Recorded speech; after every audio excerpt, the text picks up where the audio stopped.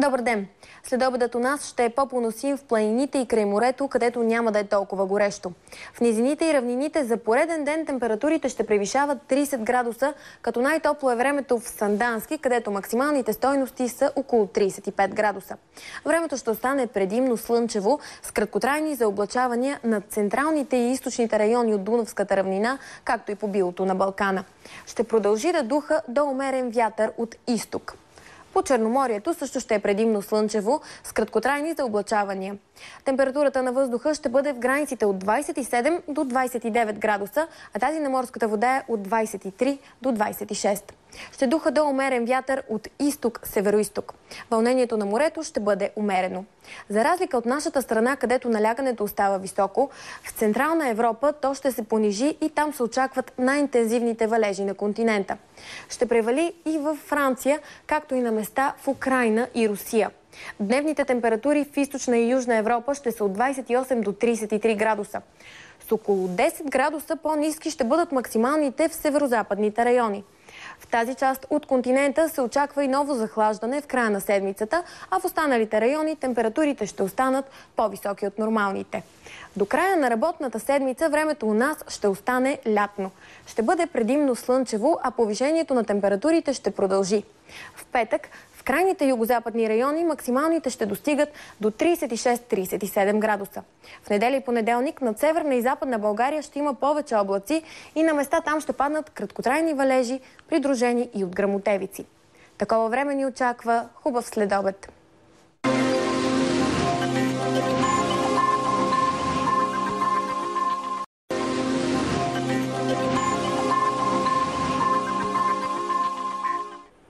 Добър ден! В следобедните часове у нас ще остане предимно слънчево и приятно топло. Само над източна България и планините ще се развива купеста облачност. Съвсем слаб дъжд е възможен над крайните североизточни райони. Над останалата част от страната времето ще се задържи предимно слънчево. Максималните температури ще са от 27 до 32 градуса. В София очакваме около 28. Ще духа до умерен вятър от север-североизток. По Черноморието времето също ще е слънчево. Разкъсани облаци ще се появят след обед на север от Варна. Температурата на въздуха ще бъде от 26 до 28 градуса, а тази на морската вода ще е от 23 до 26. Ще духа източен вятър, слаб по северното крайбрежие и умерен по южното. Хубавото време на Балканите и в голяма част от източна и централна Европа се дължи на област на високо налягане. Тя е притисната от двете страни от повече облаци и валежи, както над Русия, така и над Германия, Западна Франция и Алпийския район. Също така валежи има и на Британските острови. В Обединеното кралство дневните температури ще останат около и под 20 градуса. В останалите райони на континента максималните ще са от 26 до 31 градуса, на Пиринеите и по-високи. У нас в събота заедно с юни ще приключи и краткия период с по-лабилно хладно време. За облачавания и евентуални валежи се очакват само в планините и източните райони. Първите дни на юли ще бъдат слънчеви с температури близки до обичайните за началото на месеца. Максималните в средата на следващата седмица ще достигат на места до 35-36 градуса. Такова време ни очаква хубав ден!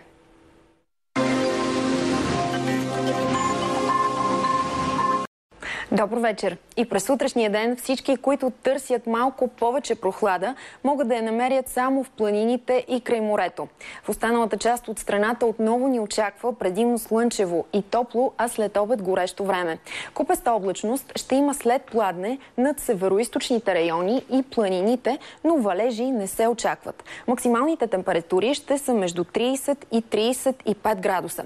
Вятърът ще бъде слаб в източните райони до умерен от североизток. Точно на него ще се дължат и малко по-ниските температури край морето. Максималните там няма да превишават 26-28 градуса.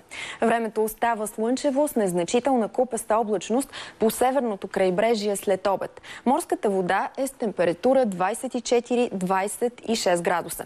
През централните части на континента преминава студен атмосферен фронт. Той ще донесе интензивни дъждове и гръмотевици в тези райони. райони. Източна Европа остава под властта на антициклон, който през следващите дни няма да позволи на дъждовете и по-хладния въздух да достигнат до тази част на континента. Така температурите тук ще останат по-високи от обичайното. По-хладно ще е в северо-западна Европа. У нас в понеделник и вторник ще остане предимно слънчево с купеста облачност след обед. В сряда, около обед, над източните райони ще се заоблачи и по-късно там ще превали. В четвъртък и петък над източна България и планините облачността ще бъде променлива и на места там ще превалява. Повече слънце ще има над западните райони, а температурите ще останат без промяна. Не променяйте и канала, защото следва забавната комедия Всемогъщият Еван. От мен прохладна вечер. Добър вечер! Утре отново ни очаква слънчево време и температури до 35 градуса. Причината остава област на високо налягане. Освен у нас, тя осигурява много слънце и в останалите страни от Югоизточна Европа.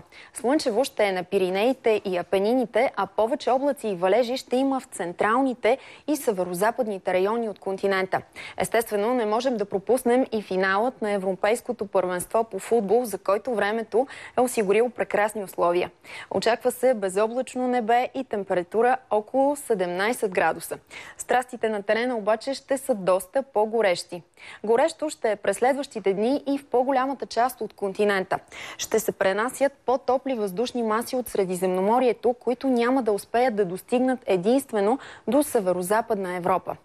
Връщаме се у нас, където промяна във времето не се очаква. Ще е слънчево с временни заоблачавания над североизточните райони и планините.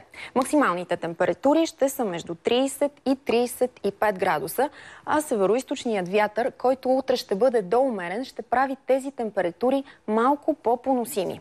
По Черноморието остава много подходящо за плаж и разхлаждаща почивка. Ще е предимно слънчево с бели купести облаци след обед. Бризът ще поддържа максималните температури около 26-27 градуса, а морската вода е между 25 и 27 градуса. Вълнението ще се усили и ще бъде умерено. Във вторник, както и в сряда, ще остане слънчево с температури до 35-36 градуса.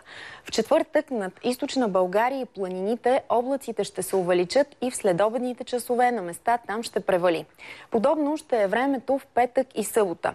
Над източните и планинските райони ще има променлива облачност с условия за слаби дъждове, а температурите ще останат високи.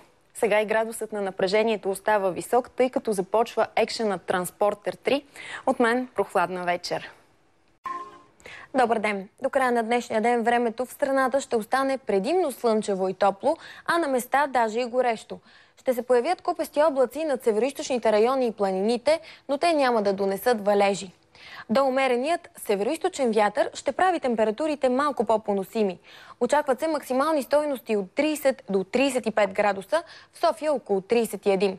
По морето също остава предимно слънчево. Временни заоблачавания ще има в часовете около и след обяд, а свежия морски бриз ще поддържа температурите по брега около 26-27 градуса.